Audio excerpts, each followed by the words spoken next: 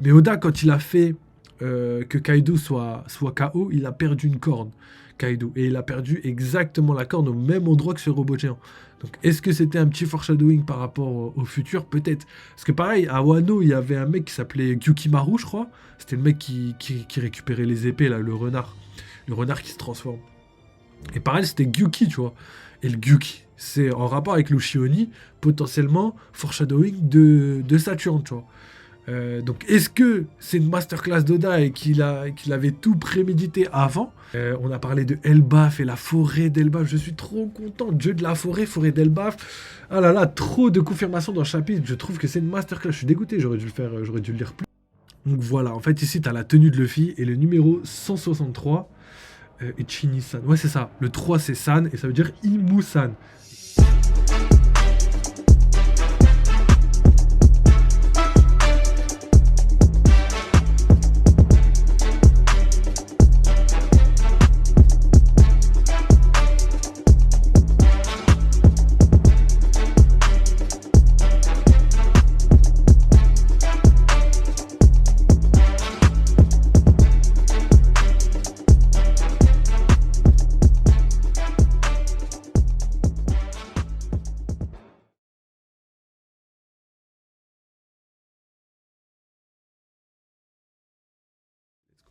Donc voilà, on retourne donc vers les géants avec Luffy. Et Luffy qui nous dit: alors on se tire, ils sont vraiment immortels. Aucune idée, mais quoi que je fasse, ils reviennent toujours. Je n'ai jamais entendu parler d'une race ou d'une capacité qui confère ce genre de pouvoir, évidemment. Donc là, c'est une petite masterclass d'Oda dans le sens où il place des informations. Tu vois, tu lis la phrase, tu t'en bats les steaks à premier abord, mais ça veut dire pas mal de trucs. C'est-à-dire qu'en fait, leur immortalité est pas liée à leur race, tu vois, à leur race de Tenryubito ou de Gorosei, ou peut-être Tenryubito pur, tu vois, j'ai envie de dire ça comme ça, parce que les autres Tenryubito, ils sont un peu en mode... ils se marient avec des humains, etc. Enfin, ils font des enfants avec des humains, etc. Donc, on n'a pas de certitude par rapport à tout ça, mais potentiellement, ça aurait pu venir de là. Et Oda écarte cette éventualité. Donc ça vient soit de l'opération de jouvence, soit de leur fruit du démon, ou soit peut-être c'était des démons tout simplement, et que des démons ça meurt pas parce que c'est eux qui gèrent la mort, entre guillemets, tu vois, peut-être, hein, je sais pas. Donc on verra bien. Ou peut-être en train de fuir. Pourquoi c'est marqué on peut être en train de fuir? Mais je considère ça comme une victoire. Ok, on est peut-être en train... Ok, c'est ça. Ouais, c'est moi qui ai mal lu en fait. On est peut-être en train de fuir, mais je considère ça comme une victoire. Ouais, il peut se permettre là. Franchement, on a eu un beau petit combat, franchement. Hein. Zoro, Jinbe, vite. On est en route. On irait plus vite si tu me laissais courir. Devant le bateau, regardez. Ok, donc on a les Visamiro. Donc eux, ils ont pas intérêt à faire long feu parce que ça va me saouler. Déjà, Lucci, il a fait trop long feu. Kizaru, c'est pareil, il a fait long feu. Malgré le fait que je respectais leur puissance, le fait de les voir comme ça pendant longtemps, ça, ouais, flemme un peu, hein. Nous, on veut que ça avance. Hein. Et en vrai, moi, je trouve le rythme de Egghead est légendaire. Il y a beaucoup de personnes, j'ai vu là, les gars sur le net, je sais pas ce qu'ils ont, les gars, mais tout le temps, la critique facile, la critique facile, la critique facile. Vous êtes devant le manga. Mais c'est même pas que le manga, franchement, vous êtes devant l'œuvre, peut-être l'œuvre de la décennie, l'œuvre du siècle. Et ils arrivent à encore faire les tatillous, les mecs. Moi j'aurais préféré comme ça, gros. Non, c'est une masterclass. Évidemment, l'œuvre est pas parfaite, mais de là à critiquer ouvertement. J'ai entendu quoi? J'ai entendu ouais, Egghead c'était trop bien le début et tout, c'était un sans faute. Et depuis que le Gorosei est arrivé, c'est du n'importe quoi. Je sais pas ce qu'ils veulent. Je sais pas ce qu'ils veulent. Et ces gens-là, souvent, quand ils sont pas contents, c'est juste parce que leurs théories se sont pas confirmées. Donc en fait, ils parlent pas avec des arguments réels, ils parlent juste je sais pas, un peu de regret, tu vois, le regret de pas avoir eu la bonne analyse. Mais c'est pas grave. En tout cas, tous ceux qui sont sur le navire, les gars, tout se passe comme prévu. C'est légendaire. J'adore ce chapitre. Et j'adore l'arc d'Egghead. Pour moi, c'est encore le numéro 1. Hein. Je pense que même Elbaf, ça se trouve, il aura du mal à détrôner. Wesh, l'arrivée des Tenryubito. Ils vont pas faire ça à Elbaf, tu vois. Ça va être dur de détrôner ça. Là, par la guerre finale ou Raftel, là, je vois pas d'arc capable de pouvoir détrôner ça. Ok, donc comme on a dit, vice-amiraux qui arrivent, on en a 3. Ils sont devant le bateau des géants. Et c'est que Bonnie et tout qui viennent d'arriver. Donc ok. Ils n'étaient pas encore arrivés. Ils étaient avec les géants, mais ils n'étaient pas encore arrivés. Et là, on a Sanji et... Ouais, oui, c'est vrai, j'avais oublié. Ouais, j'avais oublié plus important. En gros, ce chapitre, c'est une masterclass. Quand... En fait, c'est simple. Quand les chapitres, dans les spoils, t'as pas assez d'informations par rapport à ce que tu lis dans le chapitre, ça veut dire que le chapitre, c'est une masterclass. En fait, là, les spoils, ils ont réuni deux trois infos du chapitre. Et bah, c'était pas mal, mais en vrai, c'était limite même pas le plus important, en fait. Toutes les petites informations un peu cachées, c'était les informations les plus importantes. Et je suis trop content, parce que tout à l'heure, je l'ai pas dit, mais théorie validée sur le HDR, je suis trop content. Je suis trop content. Si, je crois que je l'ai dit en plus, je suis un fou. Donc voilà, Sanji qui arrive au loin, entre guillemets. On a York qui a peur des Tenryubito parce qu'il ne le reconnaît pas, un monstre. Où se trouve le piège affiché sur l'écran. La pièce, pardon, affichée sur l'écran. Il parle, qui es-tu? Laisse-moi tranquille.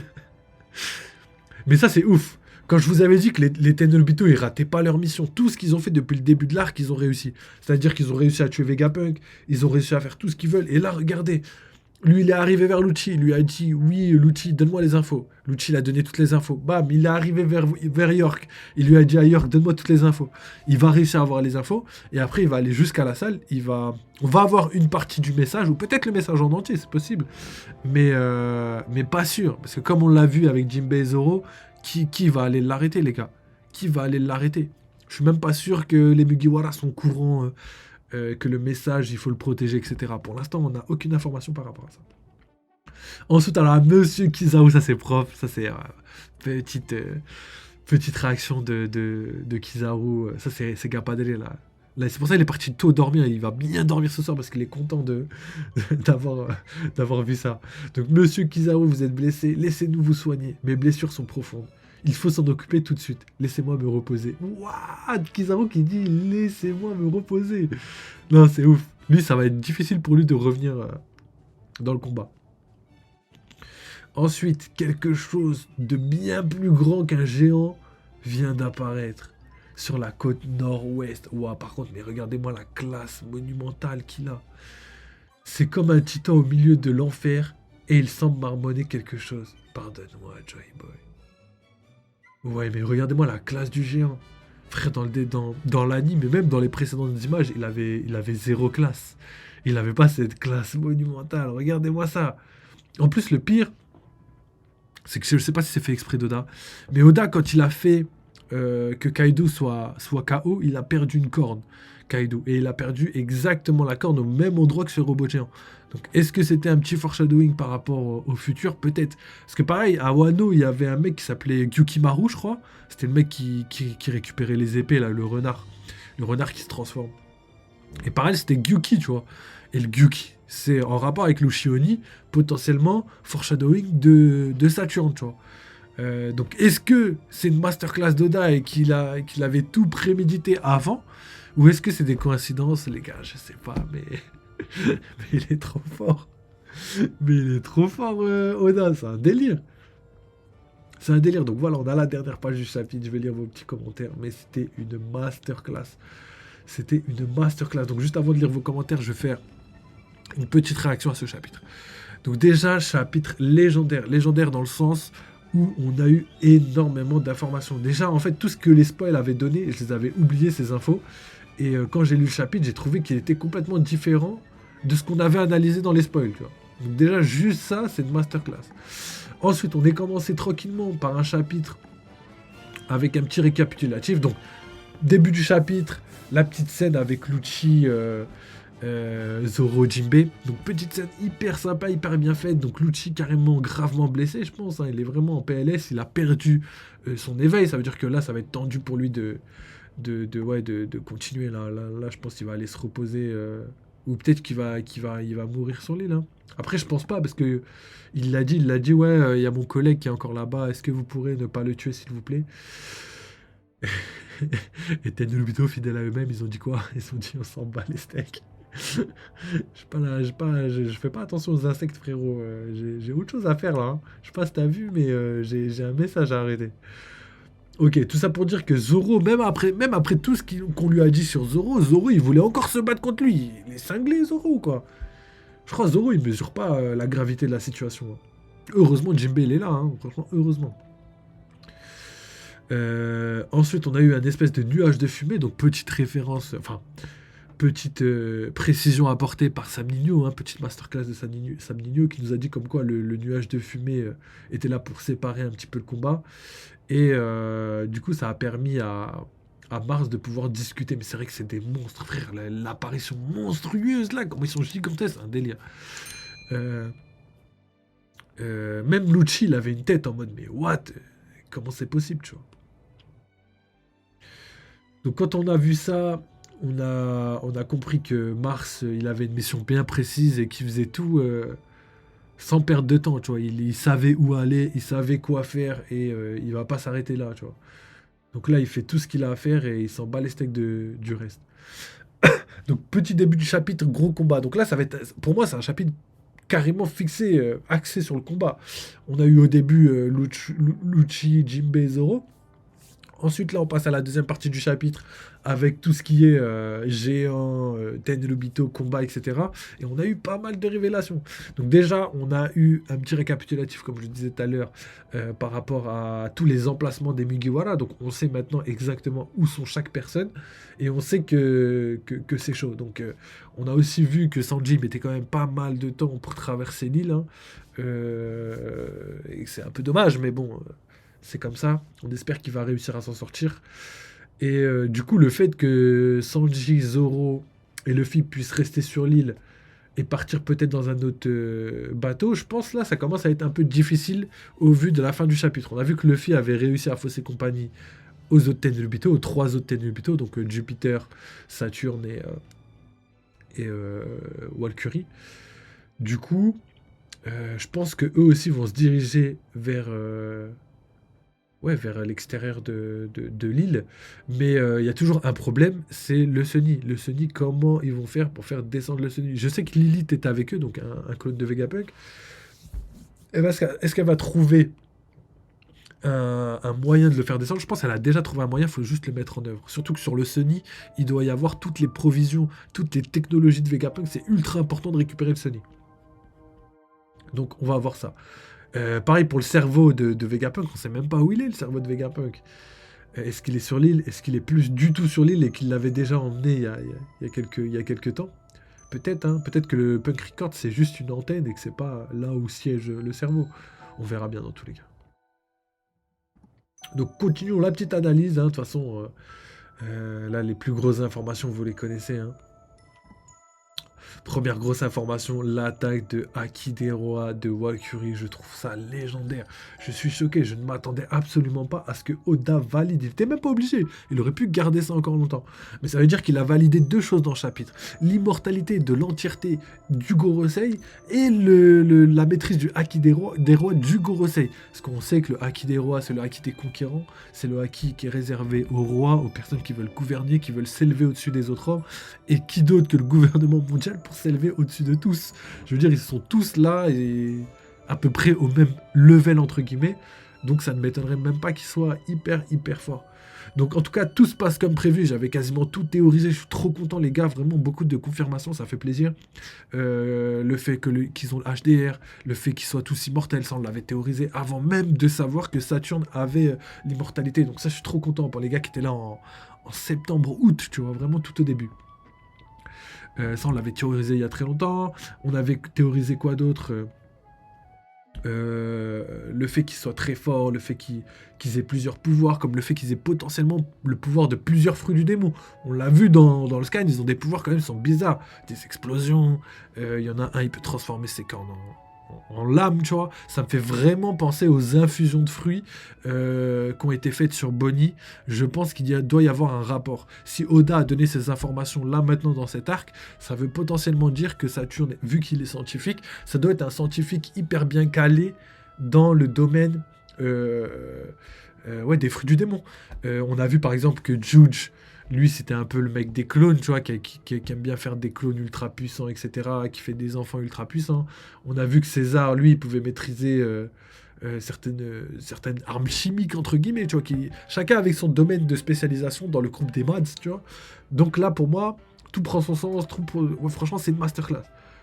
Tout est calé au millimètre, et ça, j'adore. Ensuite, la scène magnifique de Luffy qui est légendaire. Donc, dans cette scène, j'ai trouvé tout légendaire, vraiment bien fait, les dessins, les designs, le côté humoristique de la forme du Gear 5 légendaire. Par contre, il y a un truc qui m'a choqué de ouf, c'est que Luffy, il a dit c'était -1. C'est-à-dire, il a comme s'il allait se faire allumer. Et ça, je suis choqué. Comment ça, il allait se faire allumer? Dis-moi pas qu'il a failli tomber dans les pommes à cause d'un Akidero, frère. Ça arrive pour les gars lambda, mais pas pour Luffy, frérot. Donc, tout ça pour dire que pour moi, il y a vraiment des personnes ultra puissantes dans le Gorosei.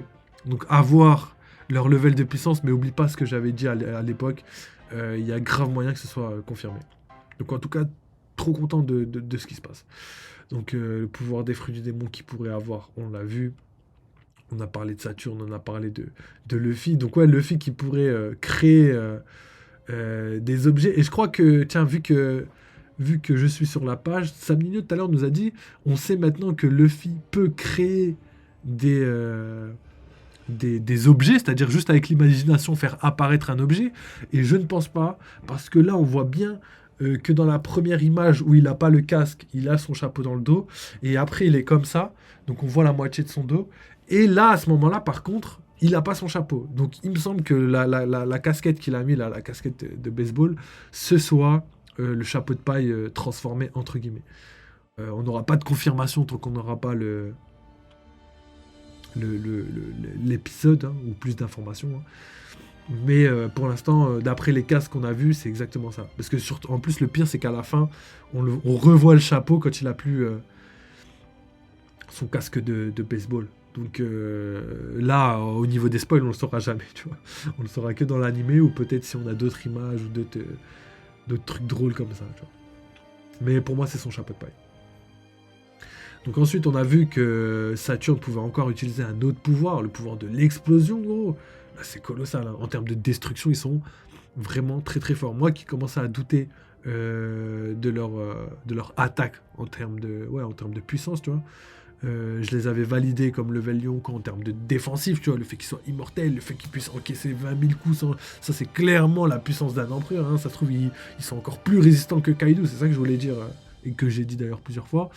Et là, on voit, et d'ailleurs je terminerai sur ça, et on voit que là, en termes de puissance offensive, ils sont là, tu vois. On a vu le HDR, on a vu les attaques explosives qui ressemblent carrément à des bombes nucléaires, on a vu qu'ils pouvaient avoir plein d'autres pouvoirs, donc à voir ce qu'ils sont vraiment, à voir ce qu'ils ont vraiment, mais ça ne m'étonnerait pas que ce soit des personnes avec une multitude de fruits du démon, enfin, peut-être pas manger plusieurs fruits du démon comme Barbe Noire, mais plus infusion de fruits du démon qui leur permettent de récupérer le fruit, enfin les pouvoirs du fruit sans forcément être assujetti au défaut un petit peu. Donc voilà, ensuite, on a parlé de Elbaf et la forêt d'Elbaf. Je suis trop content. Dieu de la forêt d'Elbaf. Ah là là, trop de confirmations dans le chapitre. Je trouve que c'est une masterclass. Je suis dégoûté. J'aurais dû le lire plus tôt, le chapitre, carrément. Je m'attendais à un chapitre normal au vu des informations qu'on a eues dans l'espace, mais on a eu vraiment quelque chose de ouf. Donc voilà, pour terminer, on a vu York, Mars. Ça, on va pas en parler, on en a déjà parlé. On a vu Kizaru. Fatigué, qui veut se reposer, on en a déjà parlé, donc on n'en parlera pas. Et le plus important pour moi, c'est le robot géant qui s'éveille une bonne fois pour toutes. Et je pense que c'est grâce au Gear 5 de Luffy. Donc Gear 5 de Luffy, qui depuis le début, enfin pas de l'arc, mais début du moment du combat contre les Tenryubito, n'a fait qu'être en activité sans interruption, tu vois, vraiment sans interruption. Et pour moi, c'est ce qui aurait pu recharger le robot à force de l'énergie que Luffy a développée. Énergie sûrement partagée avec Joy Boy. potentiellement pourrait être partagé avec le robot entre guillemets.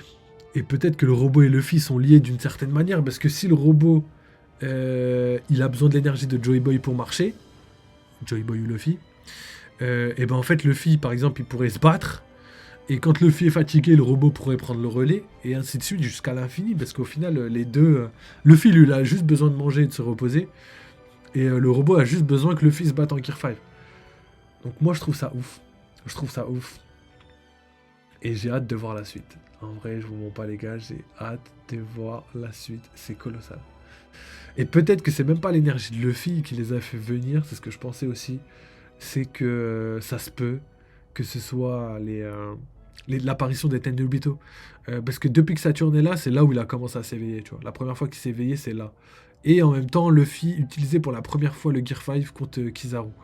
Et d'ailleurs, on a vu Luffy utiliser le Gear 5 contre Lucci bien plus tôt, mais ça ne fait pas éveiller le robot. Donc potentiellement, c'est même pas ça. Hein. Potentiellement, c'est même pas l'énergie de Luffy qui est emmagasinée. Donc voilà, je vous pose ça là parce que c'est un doute qui me reste dans la tête. Et pour le reste, on verra. Donc voilà, c'est tout pour l'analyse du chapitre. J'ai fait une grosse analyse, mais il y avait énormément de choses à dire, les gars. Et je pense que j'ai encore énormément de choses à vous dire. Beaucoup de théories là qui fusent dans ma tête. Mais on fera ça plus tard. Donc là, je vais lire votre petit chat et tout. On va discuter un peu de tout ça. Et après, je vais m'arrêter là, les gars. Donc, lisons un petit peu. Alors, il y a Lodger qui nous a dit le casque 56 et la barre numéro 56. Ouais, j'avoue, hein. Et du coup, pour toi, ce serait le chapitre 1256 où il y aurait quelque chose de ouf. Déjà, franchement, 1256, gros, on est loin. Hein. On sera loin dans le manga. On aura fini Elbaf ou on sera à Elbaf. Hein. Bientôt sur la fin d'Elbaf. 1256. Longtemps de ouf, hein. Ok, le numéro Gomu Lodger, tu m'éclates. Ah oui, le 56. Ah, égale 112. Donc 1112 prochain chapitre, c'est ça que tu veux dire? Ah, peut-être, hein. Peut-être, hein. Peut-être. Et d'ailleurs, les gars, je voulais vous dire, Luffy, sur sa tenue, il a un numéro spécial. Sur sa tenue de... Parce que là, quand il est en Gear 5, on le voit pas. Je crois que c'est 200... je sais plus c'est combien. Mais ça finit par 6. Je sais pas si c'est 46 ou 60... Non, 66 ou quelque chose comme ça. Et en fait, non, c'est pas 66. Mais ça veut dire Imu, tu vois. Et c'est comme Imu-sama. Ça veut dire que depuis le début de l'arc, il a un numéro qui représente Imu-sama. Et potentiellement, entre guillemets, il pourrait, je dis bien il pourrait au conditionnel, parce qu'il pourrait y avoir peut-être l'apparition de Imu-sama à un moment donné pour le eye contact avec Nika. Et ce serait Imu-sama qui potentiellement pourrait détruire le Labophase parce que le Gorosei n'y arrive pas, tu vois. Et Imu-sama apparaîtrait avec un cercle d'invocation, elle détruirait tout d'un coup, en un seul coup, tu vois. Et ça montrerait aussi la supériorité qu'elle a par rapport au Gorosei. Et ce serait quand même magnifique. Donc on va... Je regarderai tout à l'heure, mais je crois que dans... Je regarderai tout à l'heure pour le truc et je vous dirai. Alors, wesh, il a même pas lu ma phrase en entière. Quelle phrase, attends. Alors, du coup, on sait que le film peut écrire. Ok, tu nous poses des questions. Ok, mais si, j'ai lu mon ref. J'ai lu, t'inquiète. Je parle du casque. Ouais, bah oui, tout à l'heure, je parlais du casque, mon ref aussi, mais t'as dû cramer depuis. Lodger 1112, ouais, 1112, c'est le prochain chapitre, et c'est le chapitre qui va être dans 3 semaines, quoi. Même un mois, au final. Donc, ouais, effectivement, le prochain chapitre va être légendaire, je pense. À méditer, Grandberge. Gingembre, le mec a rien à voir. Alors, mais je pense pas que c'est niveau blessure pour Kizaru, mais mental. Ouais, moi aussi, je pense qu'il a été touché psychologiquement sur le fait d'avoir tué Vegapunk. Je pense que ça l'a atteint, sincèrement, mais qu'il veut pas le montrer. Du coup, il est dégoûté. Et qu'il a du mal à garder ses convictions envers comment il s'appelle le gouvernement mondial. Alors 56 pour moi, c'est par rapport au fruit de son démon. 5, go. Oui, oui, je sais, Sabris, toi t'as pas compris, frérot. Je disais ça, 56 là, je suis grave d'accord. Mais c'est juste qu'en fait, la tenue qu'il a, c'est pas la tenue de baseball, je te parle de la tenue qu'il a depuis le début de Egghead. En fait, il y a un numéro, d'ailleurs je vais te la sortir tout de suite pour te donner le chiffre exact. Et le numéro veut dire Imu. Imu-san, non? Ouais, je crois que c'est Imu-san. Imu-san. Donc voilà, en fait ici tu as la tenue de Luffy et le numéro 163, Ichini-san. Ouais c'est ça, le 3 c'est San et ça veut dire Imu-san. Et toi-même t'as dit 56, ça veut dire Gomu, donc le 6 ça veut bien dire Mu. Et Go, Ichigo, je sais pas. En tout cas 163, ça représente Imu-san, Samusa.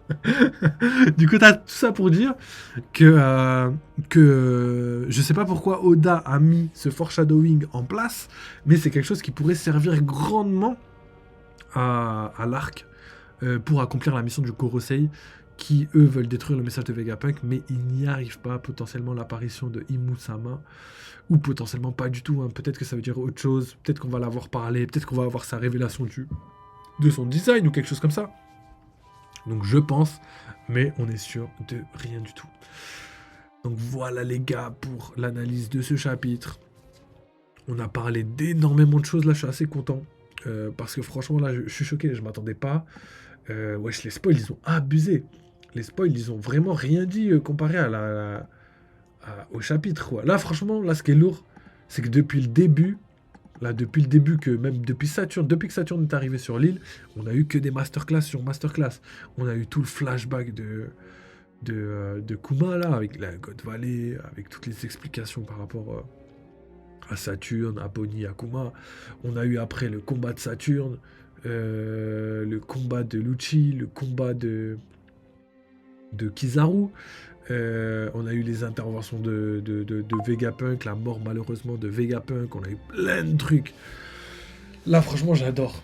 J'adore ce qui se passe. Et là, carrément, l'apparition du Gorosei au complet. Là, on peut avoir que des. De toute façon, on peut avoir que des chapitres masterclass. 113 pour moi, c'est pour la mafia Cafri à méditer. J'avoue. Oui, c'est un délire là. Ce qui se passe franchement dans le chapitre là, c'est un délire. Donc voilà pour ce petit live. En vrai, on aura quand même pas mal discuté. J'essaye de vous sortir ça demain pour la team YouTube. Parce que la team YouTube, ça fait 2 jours, ils ont pas eu de vidéo. Là, j'ai rien sorti. J'ai pris un petit week-end là, j'en pouvais plus, j'étais malade et tout, je me sentais pas bien. J'ai repris un bon rythme, mais je fais des insomnies, ça veut dire que je dors pas beaucoup.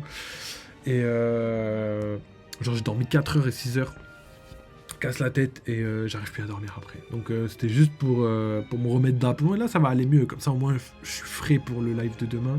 Qu'on fasse un bon gros live bien carré, bien expliqué, où je suis bien réveillé là et après...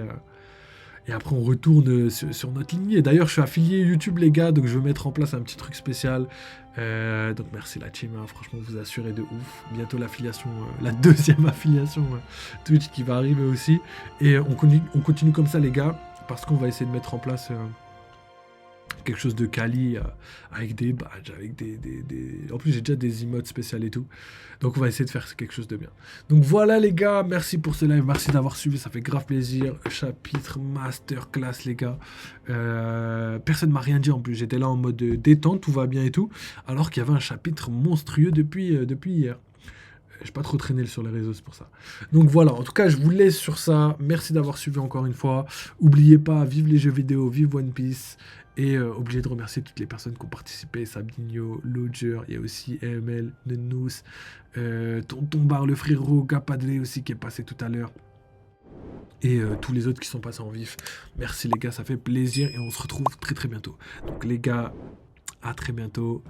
Revive One Piece et One Piece.